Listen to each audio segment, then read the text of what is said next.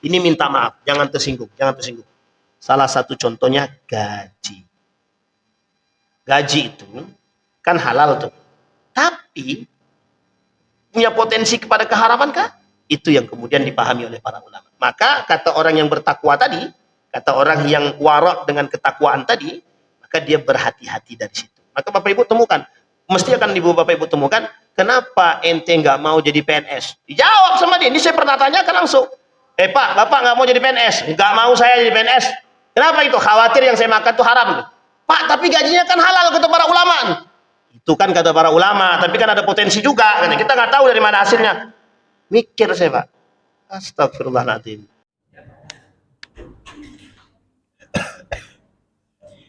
A'udzu billahi minasyaitonir rajim. Bismillahirrahmanirrahim. Assalamualaikum warahmatullahi wabarakatuh. Alhamdulillahirabbil alamin wa bihi nasta'in ala umurid dunya waddin. Wassalatu wassalamu ala asyrafil anbiya'i wal mursalin wa ala alihi wa sahbihi ajma'in. Allahumma salli wa sallim wa barik ala hadzal nabiyil karim. Allahumma salli ala Muhammad wa ala ali Muhammad fil alamin innaka Hamidum Majid.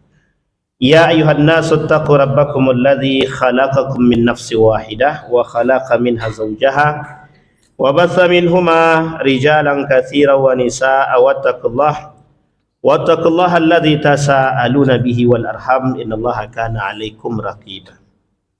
Puji syukur kehadirat Allah dengan mengucapkan alhamdulillah ya rabbil alamin, bersalawat kepada Nabi dengan mengucapkan Allahumma shalli ala Muhammad wa ala ali Muhammad fil alamin innaka Hamidum Majid. Baik Bapak Ibu sekalian yang berbahagia, mudah-mudahan di malam hari ini Allah melimpahkan rahmat dan keberkahan kepada kita semua. Amin ya rabbal alamin. Baik Bapak Ibu, kita lanjut pada kajian kita halal dan haram karya Imam Al-Ghazali, percikan daripada kitab Ihya Ulumuddin. Kemarin kita sampai pada sumber jenis serta sumber harta halal dan haram. Di dalam bagan yang singkat, jenis harta haram itu terbagi dua. Satu, pembahasan pada karena bendanya. Yang kedua, pada karena cara memperolehnya. Oke, Ibu ya. Baik, pada jenis harta haram pada poin yang pertama karena bendanya, itu banyak. Yang benda-benda tersebut yang dikategorikan haram itu ada yang haram secara jenis ya. Haram secara jenis, ada babi. Dan ini sudah kita bahas kemarin, babi. Kemudian ada khamar. Menyebutkan babi tidak perlu pakai penekanan ya. Babi. Kemudian khamar, bangkai. Baik ya. Tapi ada tapinya nih. Kalau anjing itu bagaimana Ustaz? Apakah dia haram? Haram untuk dimakan, dikonsumsi dagingnya. Tapi apakah anjing ini termasuk dalam kategori najis? Ini ikhtilaf para ulama. Jadi dalam anjing ini harus dipahami juga, tidak sembarangan. Anjing dagingnya hayawanul muftaris. Semua binatang-binatang yang sifatnya muftaris. Muftaris itu apa ya? Hewan buas. Nah, makasih tuh. Dibantu sama. Hewan-hewan buas itu maka hukumnya memakannya hukumnya haram.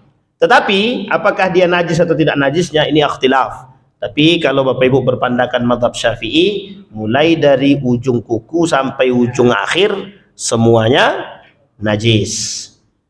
Makanya kalau dia sentuh disamak dia.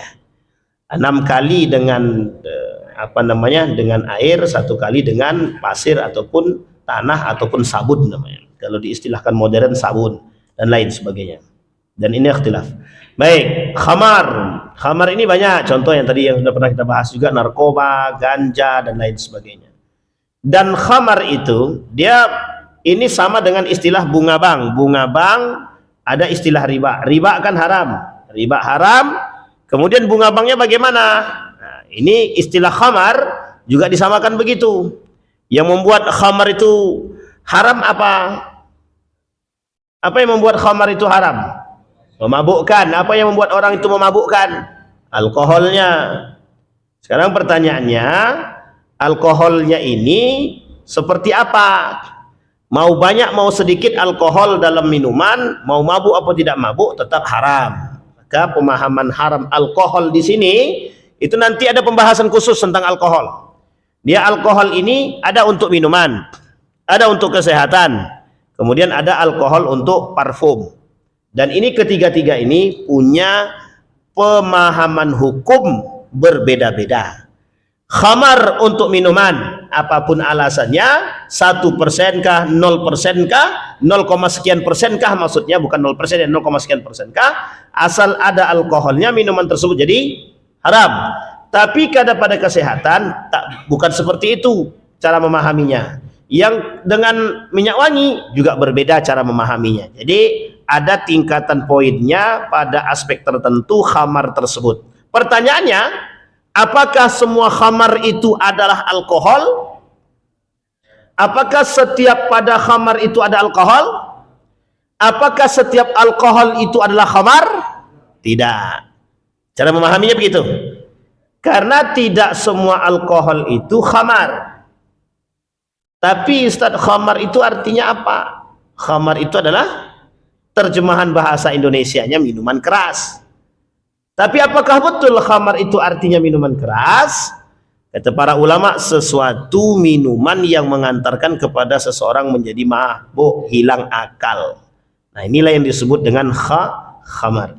Bangkai, semua bangkai kecuali bangkai apa? Bangkai ikan. Kemudian, nah pokoknya, dah hafal semua, alhamdulillah, bagus. Sekarang saya tanya Bapak Ibu, tanya sama Bapak Ibu. Ada ikan di pasar. Kira-kira memotong ikan ini perlu pakai bismillah nggak, membunuh ikan nih? Perlu apa tidak? Nah, ini lagi-lagi ikhtilaf dalam urusan fikih. Nanti kita bahas satu-satu. Ini masih jauh sangat, tapi kita bahas dulu. Baik. Kemudian yang kedua, karena cara memperolehnya. Pokoknya yang ada tanya, langsung nanya aja Bu. Nggak usah Bapak Ibu, jangan pikir-pikir. Cara memperolehnya. Tadi sudah kita sampaikan, dirampas tanpa hak. Yang pertama kemarin kita sampaikan, barang itu dirampas tanpa hak. Maksudnya bagaimana? Contoh mencuri,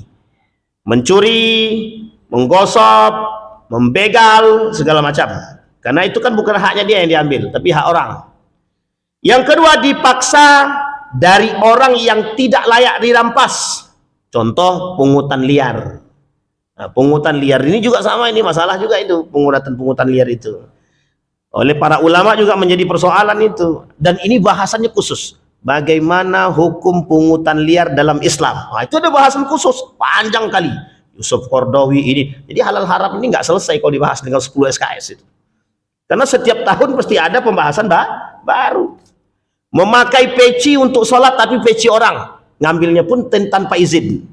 Kira-kira gimana tuh coba? Peci orang tapi kita gunakan untuk sholat itu. Nah, itu istilahnya sama hal-hal seperti ini. Baik, pungutan liar nggak boleh ya. Sekalipun pungutan liar itu untuk kurban, untuk orang sakit gitu. Pungutan liar tujuannya baik, cara mengambilnya tidak baik.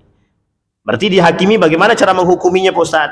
Ikhtilaf para ulama. Satu mengatakan, kata para ulama, yang satu cara ketika dia mengambil dengan cara tidak baik maka hukumnya haram, tapi ketika diperuntukkan untuk yang baik dia dapat pahala. Jadi dua ini dipisah, haram tetap dosa, perbuatan baik tetap dapat pahala. Baik.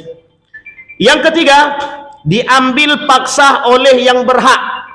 Contoh pungutan zakat lebih daripada kadarnya. Pungutan zakat seharusnya zakatnya dia cuma 200.000, tapi diminta lebih dari 200.000 atau 300.000. 100.000-nya bukan haknya Basnas, bukan haknya lembaga amil zakat manapun. Jadi tak boleh lebih. Kalau zakat tuh, kalau dia mau melebihkan sendiri tak ada masalah. Misal saya bayar zakat saya sebenarnya cuma 200.000, tapi saya bayar 300.000, boleh nggak? Boleh nggak? 200 jadi zakat, 100-nya jadi sedekah. Itu caranya, cara memahaminya. Tapi kalau diambil paksa lebih, nggak boleh. Bayar zakat Kordi. Berapa zakatku? 400.000. Padahal zakatnya cuma 200.000. 400.000. 400.000 untuk tahun yang akan datang. Tidak bisa. Tidak boleh. Itu namanya pemaksaan. Ngambil paksa nggak boleh. Meskipun pengambilan zakat itu memang boleh dipaksa. Boleh nggak dipaksa, Ustaz? Boleh. Boleh banget itu. Mengambil zakat dipaksa itu boleh. Makanya bahasanya khuz, ambillah, kata dia. Nah, ulama berbeda pendapat makna ambillah itu. Ambil paksa aja lah, kata gitu. Sebagian mengatakan. Makanya Abu Bakar memerangi orang-orang yang tidak bayar zakat. Transaksi rusak atau tidak sah. Contoh jual babi, dapat untung. Jual khamar, minuman keras, dapat untung. Itu sama tuh transaksinya rusak itu. Transaksinya rusak. Misal dia jualan khamar, sama istilahnya dia punya konten YouTube tapi maling. Itu sama tuh. Ini banyak karena saya merasakan soalnya banyak kali video dia ambil orang tapi nggak tahu siapa yang ngambil gitu. Dan itu maling. Nah, kalau dia dapat untung dari situ tuh haram itu. Haram. Tapi Ustadz itu kan untuk dakwah Ustadz, gitu dia. Kalau kata istilah Ustadz Abdul Somad itu apa namanya? Promosi, endorse, terserah lah apa namanya. Mboh lah itu kan. Baik. Menjual khamar, menjual babi, menjual anjing, menjual tua dan semua barang haram yang dijual, dapat untung dari situ. Nah, itu tak boleh. Ada satu hal, Ustadz ya. Kalau menjual kondom bagaimana? Bapak Ibu percaya enggak ada yang bertanya begini sama saya? Ada, Pak. Saya pun jawabnya bingung. Saya bilang, pelakunya bagaimana? Udah nikah atau belum? Udah, Pak. Kalau udah nikah ngapain pakai apa bahasa halusnya? Alat kontrasepsi, saya bilang. Stres itu. Enggak, Ustaz, kami mau pengen menjaga biar nggak punya anak aja. Ya, kalau dipakai dalam konteks kalau dia yang memakai adalah orang yang suami istri. Tapi kalau dipakaikan pada hal yang mereka bukan suami istri, ya nggak bisa juga. Mereka berarti jatuhnya haram. Nah, ini nggak bisa juga. Banyak perkara yang perlu memang tugasnya majelis ulama itu memang berat memang. Karena banyak sekali perkara-perkara kontemporer itu yang memang harus dihakimi. Contoh kasus yang kemarin itu, hukumnya bagaimana hukumnya mengambil pajak dari orang miskin. Haram kata majelis ulama kan, bagus tuh, mengambil pajak dari orang miskin hukumnya haram karena pemaksaan itu. Maka diharamkanlah gitu. Jadi kalau haram bagaimana? Wah, ini masalah lagi. Ini panjang lagi ceritanya kan, kemana-mana tuh. Tapi kita bahas nanti pada poinnya. Ini masih pada etik, belum pada hukum. Sukarela tapi tidak sah. Sukarela, cara mendapatkannya sukarela tapi tidak sah. Hibah dengan syarat yang cacat. Nah, misal hibah dengan syarat yang cacat tuh begini. Kita ambil contoh nih, tanah gitu ya. Ini saya hibahkan sama Pak Yendi tanah ini untuk dibangun masjid. Tapi ternyata surat tanahnya itu sengketa. Itu kacau itu. Itu tidak sah itu.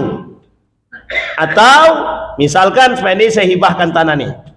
Syaratnya Pak Yendi, nanti di atas tanah ini tolong bangun diskotik yang jualan khamar.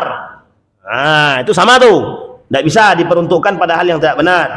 Atau tidak usahlah itu, untuk ternak babi aja lah misalkan. Atau untuk orang main biliar tapi dalam main biliar tadi ada jualan minuman khamar. Ini kan mendekat gitu. Dia Bapak Ibu istilahnya gini tuh sekarang tuh. Halal kata Nabi jelas, haram jelas. Tengah-tengahnya kan mutasyabihat gitu. Tapi ada persoalan lain mengantarkan kepada keharaman itu. Misal contoh-contoh. Kita berbicara tentang permainan. Apakah permainan itu dilabeli haram? Tidak. Main catur misalkan. Catur itu tidak bisa dikatakan haram langsung, tidak bisa. Tapi kalau catur dalamnya ada judi, langsung haram. Kalau main bola misalkan. Main bola hukumnya bagaimana? Boleh nggak kita main bola tuh? Boleh, olahraga boleh, sehat boleh. Cuma kalau di dalam olahraga itu sudah menghasilkan ladang perjudian, bagaimana? Berubah jadi haram. Sama istilah 17 Agustusan. 17 Agustusan kan ada main poli antar masyarakat. Tapi hukumnya mubah, boleh. Cuma setiap di antara para kelompok-kelompok tadi bayar 200.000, 200.000. Ternyata memperebutkan hasil bayaran tadi, pendaftaran tadi, maka langsung berubah menjadi judi. Langsung seketika itu berubah jadi haram. Jadi tak langsung haram, permainan itu tak langsung, permainan tidak langsung haram. Cuma ada perbuatan yang mengantarkan kepada haraman. Itulah bahasanya para ulama. Sesuatu yang mengantarkan kepada yang haram jadinya haram. Sesuatu yang mengantarkan kepada yang haram menjadi haram. Bapak ibu memang, misal mohon maaf ya, bapak ibu punya toko, ibu sewakan, bapak ibu sewakan. Nah sewakan nih, ternyata disewakan kepada orang yang, mohon maaf, ada namanya pijit plus. Nggak usah, biasa aja bang. Astagfirullahaladzim. Pijit plus. Pijit plus itu kan nggak langsung haram nih. Yang punya menyewakan kepada orang lain. Kan duit yang dia dapat pada awalnya kan suci bersih. Hasil sewaan kan. Ternyata orang yang menyewa ini dia buka pijit plus. Paham sampai sini? Baik. Pijit plus. Kalau laki-laki dengan laki-laki, ya tidak ada masalah.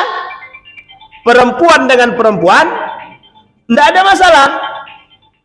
Tapi berubah laki-laki perempuan, perempuan laki-laki, berubah seketika. Hukum yang tadi mubah menjadi haram. Apakah duit ini langsung berubah menjadi haram sampai ke tangan? Tidak. Makanya ada tahapan-tahapan sesuatu yang mengantarkan kepada haram bisa menjadi haram. Atau kita menyediakan tempat yang tadinya tempat hukumnya tidak haram berubah jadi haram. Contoh, ada namanya air dalam bak mandi. Hukum asal airnya apa? Suci kan, bersih kan? Baik, dalam bak, kalau bak kecil berarti kan tidak bisa mensucikan, tidak bisa pakai wudhu karena harus 2 kula atau air mengalir. Tapi suci, boleh diminum, boleh dibuat mandi, boleh mencuci, kan begitu. Berubah seketika air yang suci ini tadi, yang bersih ini tadi, berubah jadi najis ketika masuk bangkai tikus, bangkai ayam, bangkai semua bangkai. Bangkai tikus, bangkai cicak, berubah warna, berubah bau. Kata Syafi'i, sekalipun tidak berubah baunya, sekalipun tidak berubah warnanya, sekalipun tidak berubah rasanya, kalau tak sampai dua kula, kata Imam Syafi'i, kata mazhab Syafi'i, tetap dia najis. Seketika yang suci berubah menjadi najis. Sampai di sini bisa dipahami Bapak Ibu? Nah, ini masih dalam tataran etik, belum sampai ke hukum. Baik, itu baru contoh-contoh. Warisan belum tuntas haknya. Ini sering terjadi. Warisan yang belum tuntas haknya, harta yang diperoleh tanpa usaha yang kemarin kita sampaikan warisan. Apa contohnya? Warisan yang belum, bagi waris yang belum sebelum utang lunas. Misal yang wafat ini, orang yang meninggal ini masih punya hutang. Cuma sudah bagi-bagi waris. Sehingga hutangnya si mayit ini belum selesai. Maka yang mengambil duit tadi, ini hati-hati nih, yang hati-hati. Yang makan duitnya itu berubah menjadi Tapi kalau kami tidak tahu, Ustaz, kami kira masih udah memang tidak ada lagi hutangnya. Itu lain cerita. Sesuatu yang menyebabkan seseorang yang tadinya lapang bisa berubah menjadi sempit, itu jangan dibahas. Karena dia punya hukum sendiri. Ini yang dibahas dalam hukum adalah sesuatu yang lapang. Oke? Yang lapang. Maka kalau si mayit belum selesai hutang piutangnya, maka selesaikan dulu. Tapi sebelum selesai hutang piutang, sudah dimakan dulu sama anak-anak istrinya. Nah, ini masalah. Dan mereka memakan hak orang lain. Nah, ini poin pentingnya. Dia memakan hak orang. Contoh. Bapak Ibu punya hutang. Tapi ini jangan sakit hati ya. Bapak Ibu punya hutang sama orang lain. Punya duit. Apa hukum membayar hutang? Kalau sudah punya duit wajib. Tapi Bapak Ibu tak mau bayar. Bapak Ibu justru pakai duit tadi untuk beli makanan. Di sini masalahnya, Pak. Ulama ikhtilaf. Yang paling tinggi mengatakan haram. Yang paling sederhana mengatakan makruh. Tidak ada yang mubah sama sekali. Kita sudah layak, duit sudah ada. Tapi kita nggak mau bayar hutang. Kan penyakit manusia sekarang paling malas bayar hutang. berhutang mau, bayar nggak mau. Sampai ada pertanyaan begini, Ustaz. Nah, ini ikhtilaf lagi nih, ikhtilaf. Ustaz, katanya, kami punya hutang sama bank konvensional, Ustaz. Hutangnya berapa tuh kata dia tadi ya?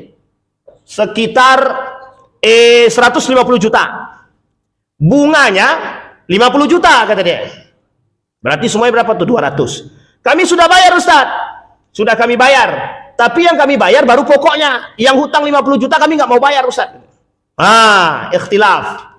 Kata teman-teman yang bermazhabkan Imam Ahmad ibn Hanbal atau Hambali, karena ada dalilnya. Urusan riba, bunga, nggak usah dibayar. Yang penting pokoknya selesai. Tapi dalam pandangan mazhab Syafi'i atau sebagian ulama yang lain, nggak bisa begitu. Yang namanya hutang tetap hutang. Sehingga ini ikhtilaf. Ikhtilaf, ya tergantung pegangan masing-masing. Kalau ada orang yang ambil tengah-tengah, karena kami pengen selamat, Ustadz, nggak mau ini, kami berhutangnya 200 juta, karena 50 jutanya adalah bunga, tapi karena kami memang pengen cari selamat, kami nggak mau bayar yang 50 jutanya, cukup 150 doang. Itu namanya cari aman, cari untung. Jadi yang kayak gini nggak bisa, Bapak Ibu. Ini etika dan hukum sejalan waktu itu. Artinya, kalau dalam pandangan sebagian para ulama, yang punya hutang berapapun hutangnya, lunaskan hutangnya. Termasuk pendapat yang tadi saya katakan, kalau dia punya hutang 100 juta, 150 juta, bunganya 50 juta, berarti genapnya 200 juta, maka dia harus membayar 200 juta. Tapi dalam mazhab Imam Ahmad bin Hanbal mengatakan, dia cukup membayar 150 juta, yang 50 juta yang nggak usah. Tapi ingat, dalam akad pertamanya seperti apa? Ini poin penting, Pak. Apakah bisa akad perjanjian itu dibatalkan seketika? Dalam poin tertentu. Sekalipun dalam aspek ini itu ada unsur keharaman dalam unsur ribawi. Oleh sebagian ulama, etiknya bermasalah, adabnya bermasalah, etikanya bermasalah karena membatalkan kontrak seketika. Nah, ini poin penting, Pak. Poin masalahnya di sini. Meskipun sebagian ulama juga membolehkan. Baik. Yang kedua, persoalan waris. Orang tua yang menahan harta warisan punya anaknya dan memakan yang bukan hak dia. Sama, Pak. Misal wafat bapaknya, meninggal bapaknya, istrinya, kemudian semua itu harta warisan. Harta warisan itu setelah orang tuanya meninggal, suaminya meninggal atau bapak si anaknya meninggal, maka harus dibagi. Misal jatah ibunya 50 juta, dua anaknya lagi 25 atau 50. Berarti semua total 150 juta. Dipegang ibunya, dimakan, dibelikan makanan segala macam tanpa sepengetahuan anaknya. Mohon maaf Bapak Ibu, mohon maaf, suka atau tidak suka Bapak Ibu dengan apa yang saya sampaikan, yang dimakan haram. Bisa dipahami ya Bapak Ibu ya. Hak orang sekali, nih, ini hukum khusus. Orang tua ndak boleh ngambil duit anak yang dikasih orang lain untuk anaknya. Saya kasih Bang Ardi, saya kasih uang 200.000 untuk anak Bang Ardi. Ingat ya, untuk anaknya. Bolehkah bapaknya memakai duit ini? Ndak boleh, itu urusan anaknya. Kecuali anak ini masih di bawah umur dan dia belum paham, cukup untuk disampaikan kepada anaknya. Kalau dia sudah mengerti dan sudah besar, sampaikan kepada anak itu. Nah, ini duit tadi dikasih orang untuk anak, Bapak pakai ya. Ya Pak, silahkan. Nah, itu baru boleh. Sama istilah duit anak yatim. Sekalipun anak yatim itu hidup bersama kita dan Bapak Ibu pakai duitnya tanpa sepengetahuan anaknya, kita sudah nyolong. Makanya istilahnya berat, Pak. Sesuatu yang sederhana begini sering terjadi. Kita perlu berhati-hati dengan satu hal yang sifatnya sepele. Saya pernah kaji, Pak. Apa hukum memakan uang pemberian orang lain untuk anaknya? Kita lihat kajian itu, Pak. Kita cari dalam beberapa kitab itu. Ternyata gak boleh. Sebelumnya pakai-pakai aja. Ternyata gak boleh. Apa kata mazhab Syafi'i? Paling kontan tuh mazhab Syafi'i itu haram gitu deh. Wah, parah gak tuh? Duit anak kita sendiri kandung, anak kita kandung, cuma memang akadnya untuk anak, bukan untuk kita. Sampai di sini paham ya Bapak Ibu ya? Nih, sama istilah harta warisan juga tadi. Harta warisan tadi juga nggak boleh Pak, Bapak Ibu ya, kita pakai sebelum harta itu dibagi-bagi. Bagi-bagi dulu, atau kalau mau pakai sebenarnya pun itu juga termasuk kurang lazim, tapi masih sebagian ulama masih membolehkan dalam arti istilahnya minta izin. Misal ada kebutuhan, duit warisan tadi belum dibagi, harta warisan ini belum dibagi, tapi ada kebutuhan, sampaikan kepada anak-anak, nak maaf duitnya kami pakai ya, ibu pakai sementara, nanti ibu ganti. Boleh, tak ada masalah, yang penting kata anak-anaknya oke. Kenapa demikian Bapak Ibu? Mohon maaf, perselisihan itu, duit ini bisa menimbulkan perselisihan kontan, bisa membuat orang berkelahi, baik anak, baik saudara. Sampai hari ini banyak kasus yang tidak tegur sapa antara anak dengan ibu, adik beradik kandung, tak ada yang mau tegur sapa. Ternyata kasusnya cuma masalah warisan. Jadi masalah warisan ini sensitif banget, hati-hati betul. Baik, itu cara memperoleh, bagi warisan sebelum utang lunas untuk orang tua. Nah sekarang Bapak Ibu sekalian yang berbahagia, kata Imam Al-Ghazali ada tingkatan atau level dalam urusan warok. Nah, jadi orang yang memperhatikan urusan syubhat dan yang haram, maka masuk dalam kategori kata para ulama warok. Nah warok ini ada tingkatannya. Warok itu apa Pak Ustadz? Menjaga diri dari perbuatan syubhat dan haram. Jadi orang yang menjaga diri dia dari perbuatan, dari makanan, dari cara mendapatkan yang haram dan syubhat, maka masuk kategori warok namanya. Jangankan yang haram, jangankan yang haram Ustadz, jangankan yang haram, yang syubhat aja kami jaga. Berarti dia warok dia nggak pengen makan yang haram, dia nggak pengen makan yang syubhat, dia nggak pengen. Dan ini bagus Bapak Ibu, bagus sekali, baik sekali. Nah tingkatannya ada. Baik, kata Imam Al-Ghazali ada beberapa tingkatan. Yang pertama, waroknya orang adil. Apa waroknya orang adil ini? Menghindari sesuatu yang menyebabkan seseorang menyandang predikat fasik. Status adil, kredibilitasnya gugur. Berganti status menjadi ahlul maksiat dan berpeluang masuk neraka. Sesuatu itu adalah barang-barang yang dihukumi haram oleh fatwa ahli fikih. Jadi misal kata para ulama,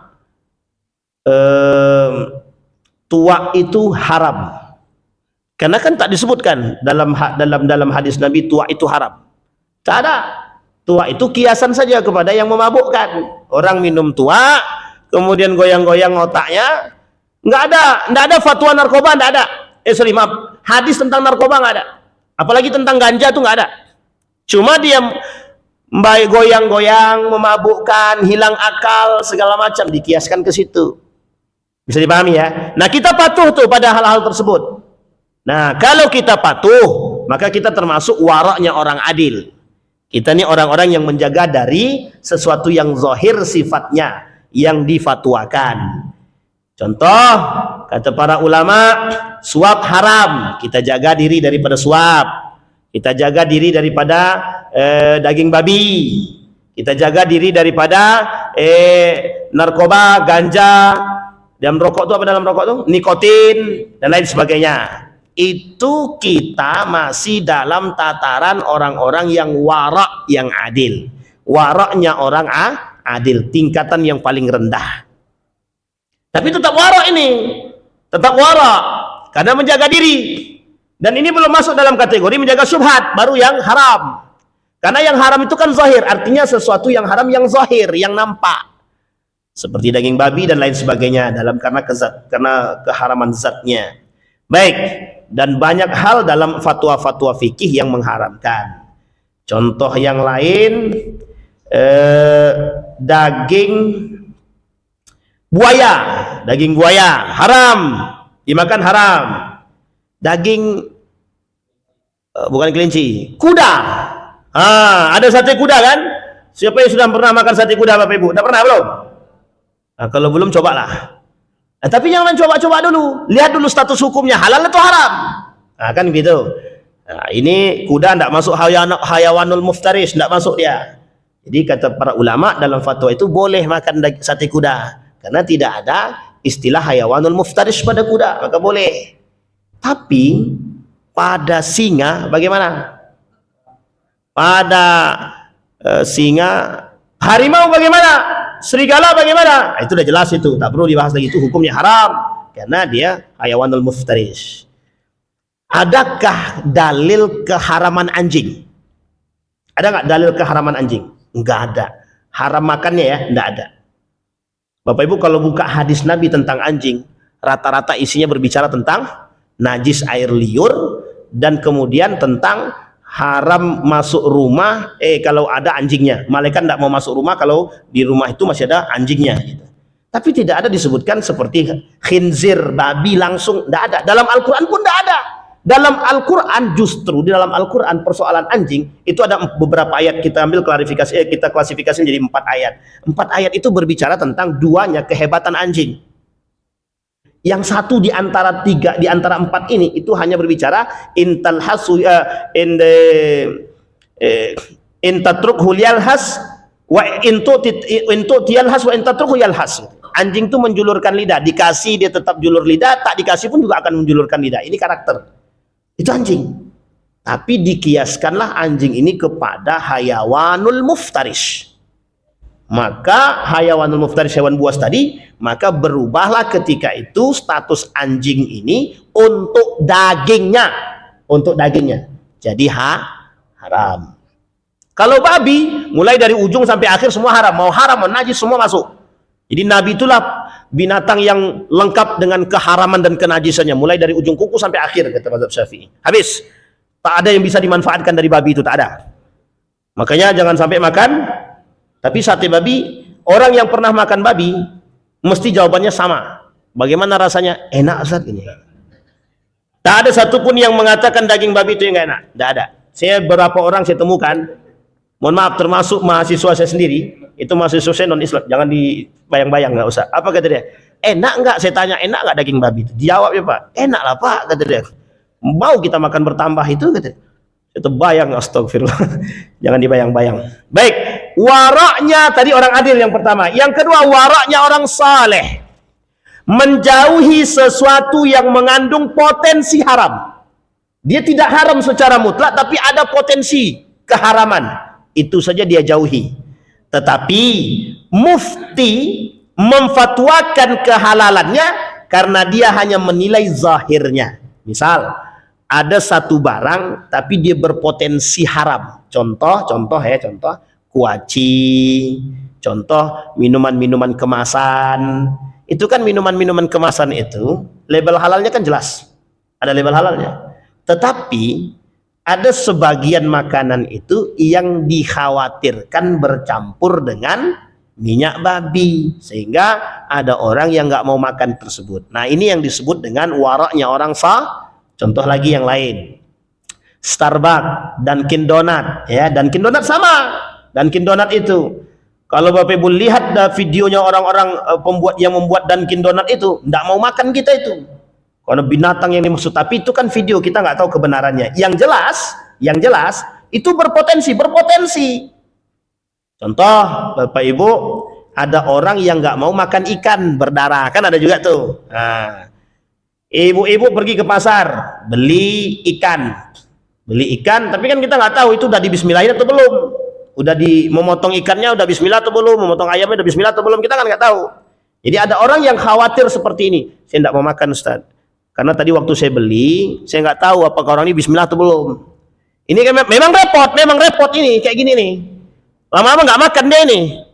Tapi repot, cuma orang seperti ini mesti dia berpikir, karena dia nggak mau memasukkan sesuatu yang haram dalam perut dia, maka dia disebut dengan kehati-hatian, penuh kehati-hatian. Nah, orang yang penuh kehati-hatian seperti ini, maka disebutlah waraknya orang soleh, kata Imam Al-Ghazali. Nah, jadi mudah-mudahan kita termasuk dalam golongan-golongan itu dan mungkin bisa jadi lebih tinggi tingkatannya. Orang soleh. Baik. Kemudian selanjutnya yang ketiga, waraknya orang bertakwa.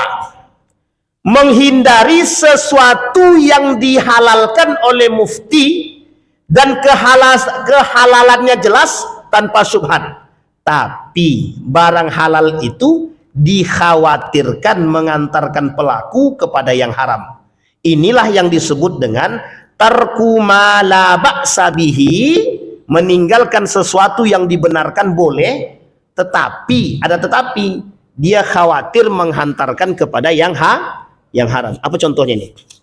Kita ambil contoh misalkan nira. Tahu Bapak Ibu nira?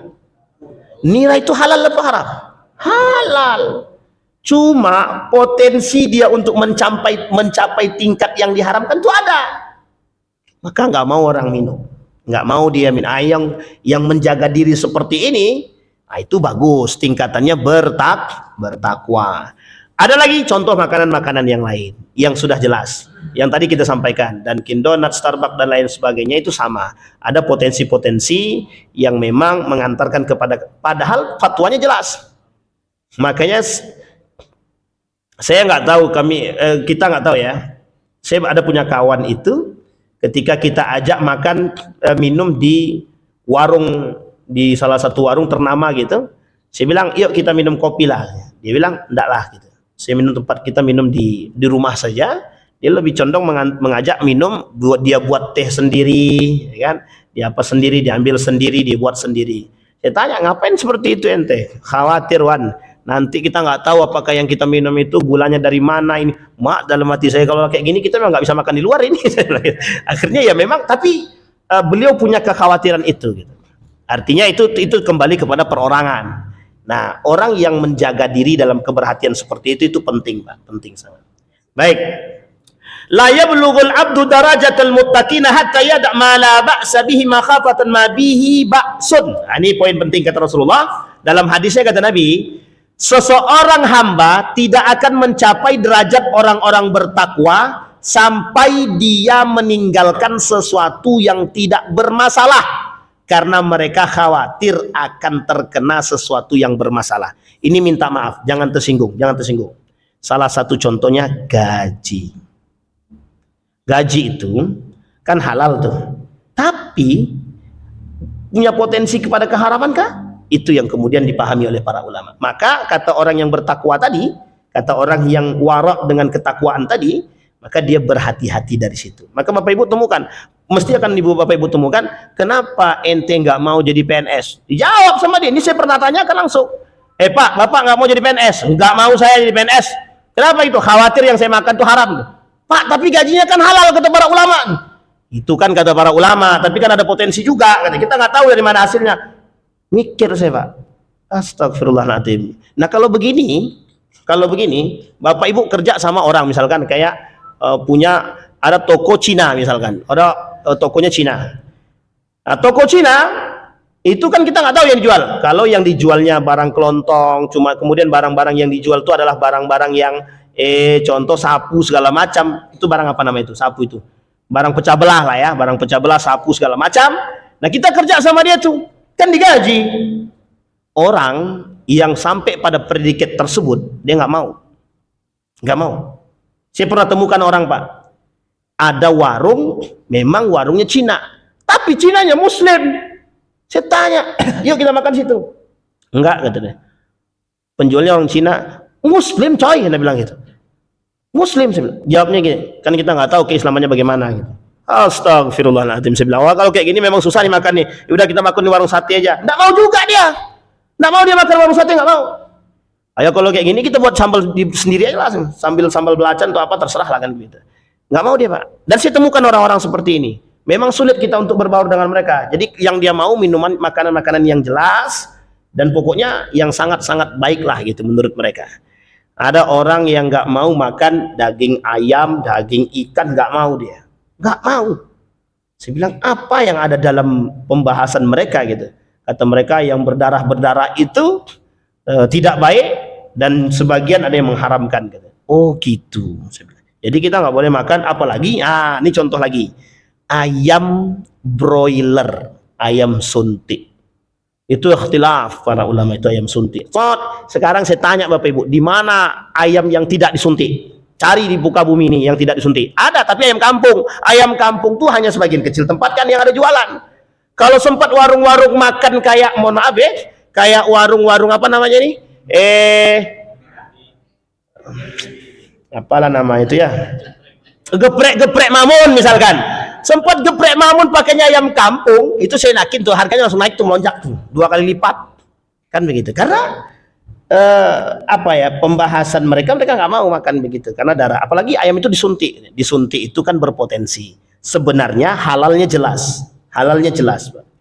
Cuma ketika disuntik itu kata dia, nah, kita nggak tahu alat suntiknya itu barang yang disuntikkan itu apa. Dan mohon maaf Bapak Ibu, jangan, ini bukan mengada-ngada. Ayam broiler yang disuntik itu ikhtilaf para ulama tentang ayam itu tersebut. Karena banyak yang berpendapat, ada juga yang berpendapat bahwa hukum ayam itu haram. Ada, karena disuntik itu tadi. Tapi pertanyaannya, kalau sempat ayam itu masih karena memang kan besarnya cepat gitu. Disuntik itu biar cepat besar gitu. Nah, dulu saya punya teman itu, kita ke kandang ayamnya, ternyata dia sedang nyuntik, memang disuntik sama dia. Biar apa nih? Biar cepat besar. Yang tadi ukurnya 3 minggu, 3 bulan, jadi 3 minggu udah besar. Nah, itu juga menjadi satu persoalan hukum. Baik.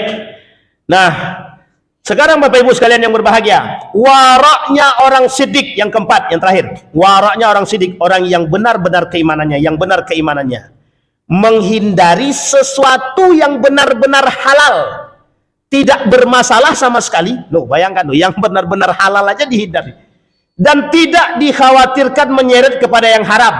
Tetapi sesuatu itu diniatkan bukan karena Allah atau memperkuat ibadah kepadanya, dan jika dikonsumsi berlebihan maka nilainya bisa makruh atau maksiat. Inilah waroknya orang-orang sidik. Yang kayak gini nih, jangankan subhat ya kan, jangankan haram, yang halal aja dia hindarin. Tapi kata dia, sesuatu yang bukan diniatkan karena Allah. Contoh, makan nasi, dia takut makan ini nanti terlalu banyak, ternyata dia makan bukan untuk Allah. Ini memang rempong juga kalau hidupnya begini. Kalau kita kan, apalagi kalau dalam kondisi lapar, bismillahirrahmanirrahim, langsung masuk itu. Cuma kata kita lupa tuh, sedang makan tuh ingat Allah apa tidak, kan begitu. Tapi kata orang-orang yang siddiq ini, orang-orang yang waraknya ini, Imam Al-Ghazali mengatakan, kata Imam Al-Ghazali, orang yang tingkatan seperti ini, yang tertinggi ini, itu orang-orang yang betul-betul menjaga keimanannya. Dan itu mesti langka kalau sekarang, apalagi sekarang itu langkanya bukan main itu. Langka sangat mencari orang yang terakhir ini. Yang paling sering kita temukan orang-orang yang mohon maaf, yaitu tadi pada poin yang pertama, adil tadi, itu mudah kita temukan. Saat ini masih mudah kita temukan. Dan nanti di akhir zaman, orang yang adil ini sangat susah kita temukan. Kenapa? Karena isi di muka bumi ini cuma 2, syubhat dan haram. Nah, itu yang kita khawatirkan. Baik Bapak Ibu, bisa dipahami Bapak Ibu ya. Ini masih pada persoalan orang-orang yang level wara. Nah, baik. Pada waraknya orang adil, tadi sudah kita sampaikan, itu hanya pada aspek mutlaknya keharaman yang ditinggalkan. Yang tadi kita sampaikan bahwa orang-orang yang pada waraknya adil tadi cuma pada zahir mutlak daripada keharaman sesuatu, itu yang dia tinggalkan, seperti babi, anjing, segala macam lah. Itu dia tinggalkan secara zahir. Minuman khamar dia nggak mau pakai, berarti kita masih adil. Nah, tingkatan kita ini itu dikembalikan kepada kita sendiri, kemampuan seseorang. Mohon maaf Bapak Ibu, karena hidup kita sekarang ini di bumi ini, kita dalam kondisi yang betul-betul memang bercampur antara yang subhat dan antara yang halal, antara yang subhat dan yang halal, antara yang haram dengan yang halal. Kita ambil contoh.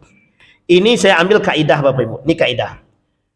Mengapa gaji PNS itu dihalalkan oleh Majelis Ulama Indonesia? Pernah ditanya Majelis Ulama itu, apa hukumnya gaji kami yang bercampur dengan pajak? Itu oleh Majelis Ulama dihalalkan. Tahu Bapak Ibu alasan Majelis Ulama menghalalkan? Ada pada poin yang keempat, yang terakhir. Apa kata Majelis Ulama Indonesia? Dalam kaidah itu kata para ulama, memberikan kemudahan dan memberikan keringanan, sekalipun bercampur dengan yang haram. Karena kadar keharamannya tidak diketahui, kadar syubhatnya tidak diketahui. Apakah banyak yang halal atau yang haram atau yang syubhat? Sehingga pada potensi ini dikembalikan kepada memberikan keringanan dan kemudahan. Nah, poin ini Pak harus dipahami. Kenapa kok begitu? Kata para ulama, ini urusan muamalah. Karena hukum asalnya adalah mubah, boleh, Tapi ketika dia bercampur, seharusnya bisa haram. Kata para ulama, ditinjau pada aspek itu dia. Apa itu pada aspek kadar percampurannya? Karena kita nggak tahu. Di dalam konteks keharaman itu ada praduga. Ingat ya, praduga. Nah, praduga inilah yang menjadi persoalan. Kalau dikembalikan dalam urusan transaksi muamalah, praduga itu harus dihilangkan, dikembalikan kepada yang halal. Misal, saya duga ini ada yang haram.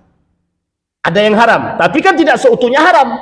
Maka praduga menuju kepada keharaman itu dibuang. Kata para ulama, dikembalikan kepada praduga yang halal. Bisa dipahami Bapak Ibu?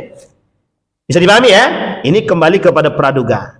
Maka kata para ulama, dikembalikan kepada praduga yang halal. Dan ini sudah difatwakan oleh Majelis Ulama Indonesia.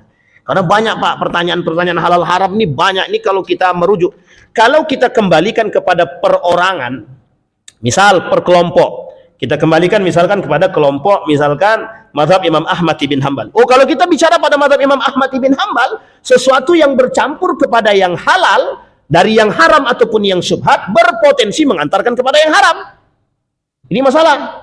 Maka ada beberapa kelompok itu mereka mengharamkan yang bercampur dengan yang haram. Kemana hadisnya merujuk? Kepada yang tadi, membeli baju dengan 10 dinar, 1 dinarnya haram, maka yang lain berubah jadi haram. Itu kembali rujukan hadisnya.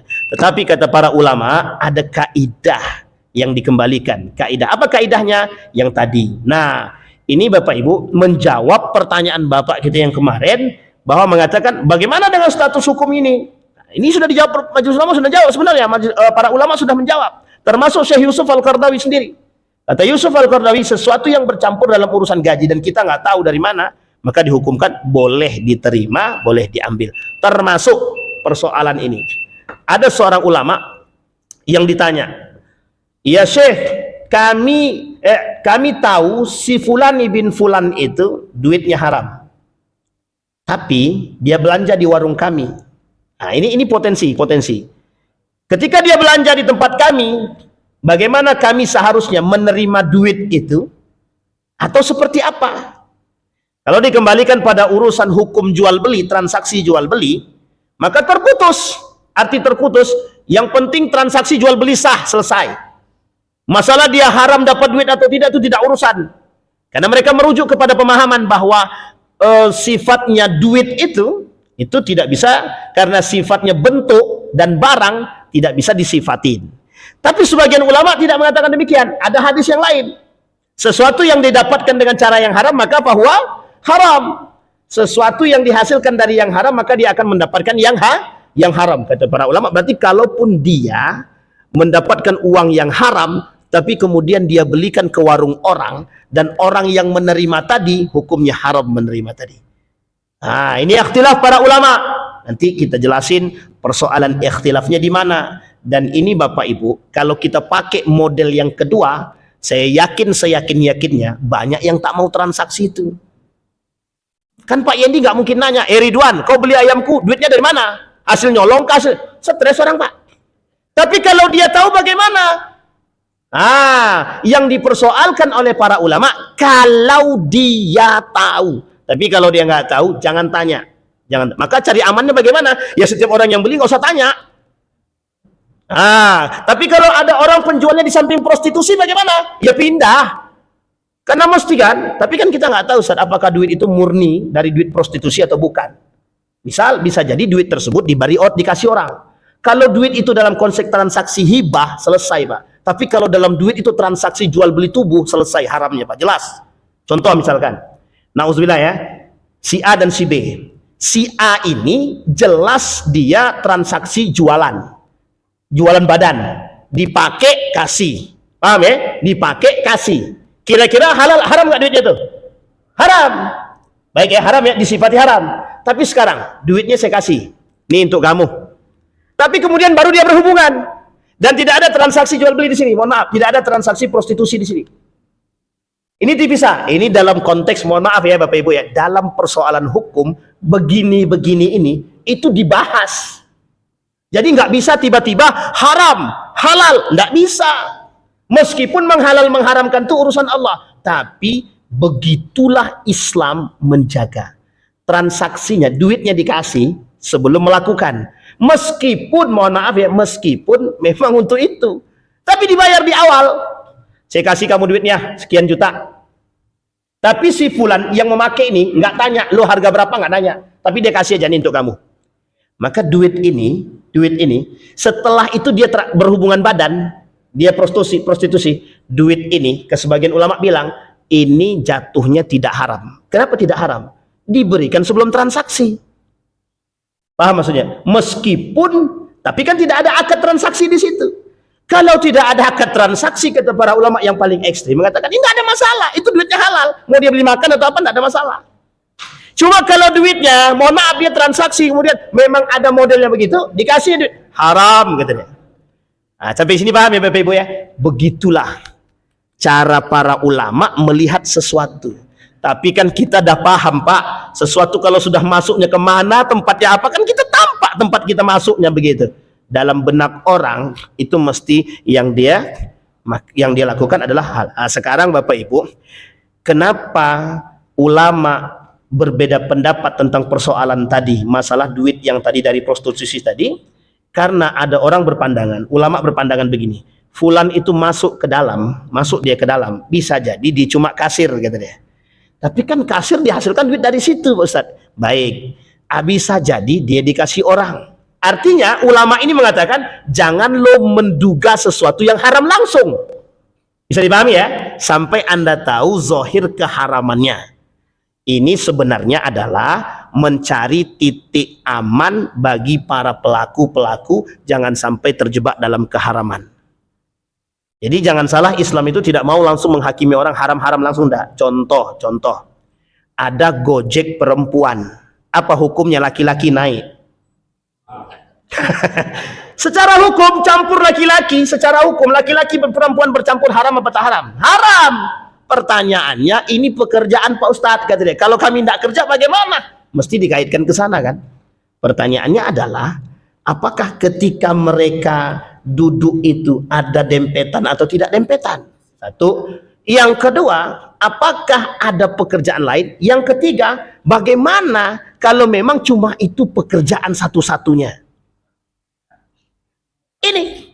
Kenapa tuh? Tak usah mengambil penumpangnya laki-laki. Betul saya? Betul. Jawaban dalam mazhab Imam Hambaliyah, kata mazhab Hambaliyah, yang perempuan tidak usah ambil tumpangan laki-laki. Pertanyaannya ada. Kalau di cancel, tingkatan orang ini jadi buruk dalam apa namanya? Dalam sistem. Sehingga susah dia mencari orang lagi. Maka kata-kata yang kedua, ganti aja katanya pakai mobil kata dia.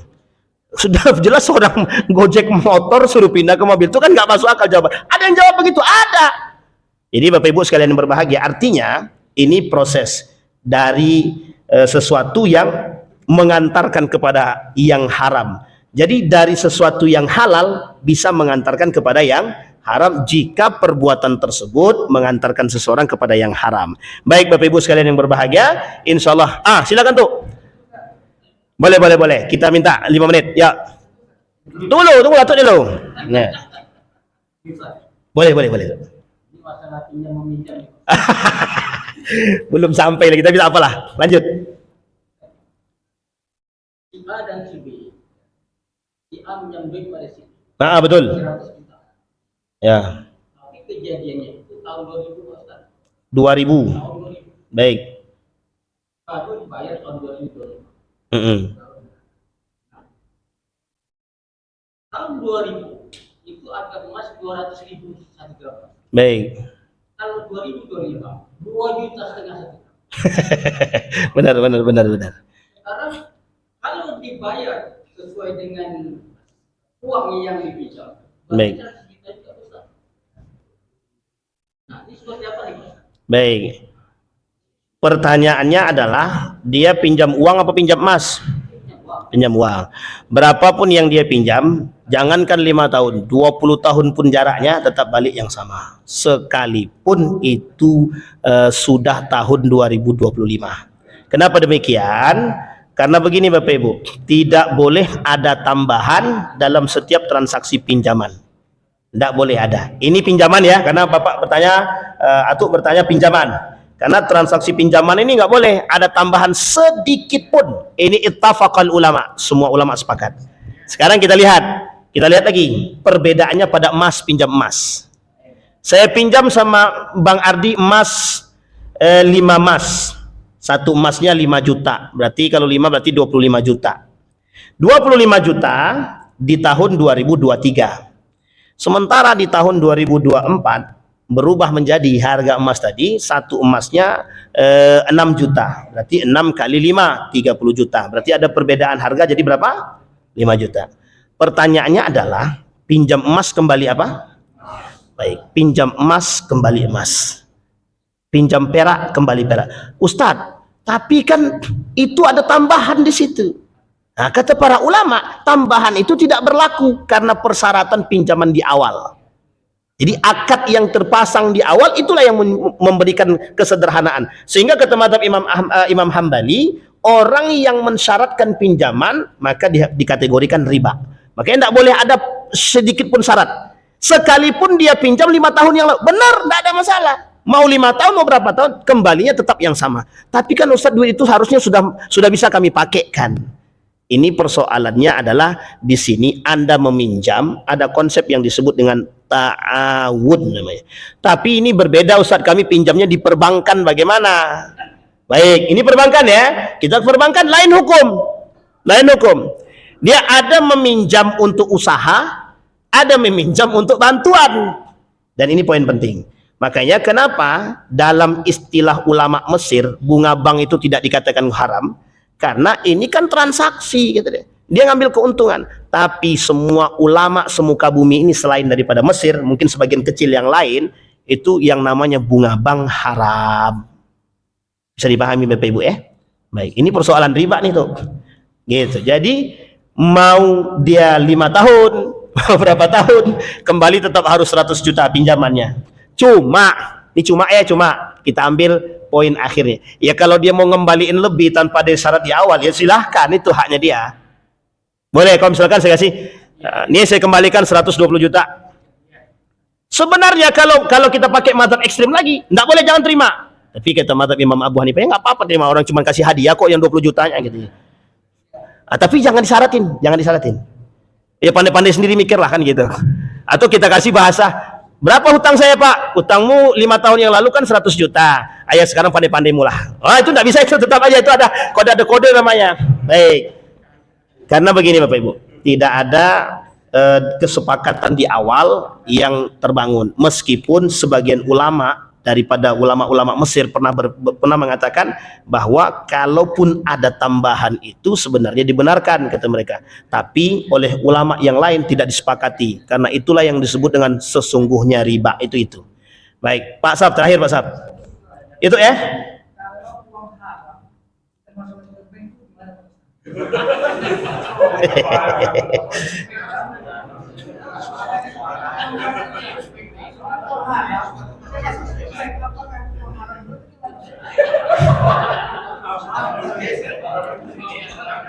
Baik. Apakah uang haram dimasukkan ke bank jadi haram? Itu ya. Baik. Istilahnya pencucian uang lah, terserah lah ya. Uang haram, Bapak Ibu, ini sebenarnya ada pembahasan di lain waktu, tapi kita singgung sedikit. Uang haram itu kalau dipakai untuk yang seperti keagamaan nggak boleh, kata Syafi'i nggak boleh. Tapi kalau cuma untuk ditabung dalam bank, ya nggak ada masalah, mau ditabung dimanapun silakan, mau bank konvensional, bank syariah, silahkan. Tapi uang yang diasalkan dari haram tidak boleh digunakan untuk sesuatu yang baik sifatnya keagamaan. Kalau mau, misalkan Bapak Ibu punya duit, mau si A si fulan korupsi, duitnya dimasukkan ke bank syariah, ini duit haram tapi dimasukkan ke bank syariah, apakah bisa merubah yang haram? Tidak bisa. Pertanyaannya adalah, ketika uang haram ini boleh digunakan untuk apa saja, boleh tidak uang haram ini diberikan untuk anak yatim? Boleh dikasih kepada anak yatim, tapi dengan catatan bukan dari Anda. Paham maksudnya Bapak Ibu? Bukan dari Anda. Buat 2 kali transaksi. Ini adalah bahasan terakhir daripada sekian para ulama yang kontemporer seperti Syukh Al-Qaradawi. Contoh, misal duit ini haram nih, duit ini haram. Saya kasih kepada Bang Ardi, ini duit. Ardi, duit ini diberikan kepada anak yatim. Berapa kali transaksi? 2 kali transaksi. Ketika duit haram ini saya kasih ke Bang Ardi, dia sudah berubah hukum. Sudah berada di tangan, bentuk hibah. Dari saya haram, sampai ke Bang Hardi, jadi hibah. Hibahnya itu hanya boleh digunakan kepada anak yatim atau yang sifatnya umum. Sebagian ulama bilang tidak boleh untuk anak yatim, tidak boleh untuk masjid, tidak boleh untuk apapun, tidak boleh untuk Al-Quran, boleh cuma fasilitas umum, toilet segala macam. Tapi sebagian ulama Syafi'i yang lain mengatakan boleh dengan catatan 2 kali transaksi. Itu sebenarnya kalau bahasa istilah hukum helah, mengelah-ngelah aja sebenarnya. Cuma untuk pribadi dan dari pribadi haram. Masalkan saya kasih ke anak yatim dari saya, padahal saya yang korupsi, haram, tidak boleh. Jadi Bapak Ibu ya, insya Allah kita bahas di pertemuan yang akan datang beberapa poin, masih banyak hukum-hukum terkait dengan kehalal haram ini. Insya Allah mudah-mudahan ada manfaat bagi kita semua. Fa'tabiru ya lil absar la'allakum tuflihun. Assalamualaikum warahmatullahi wabarakatuh.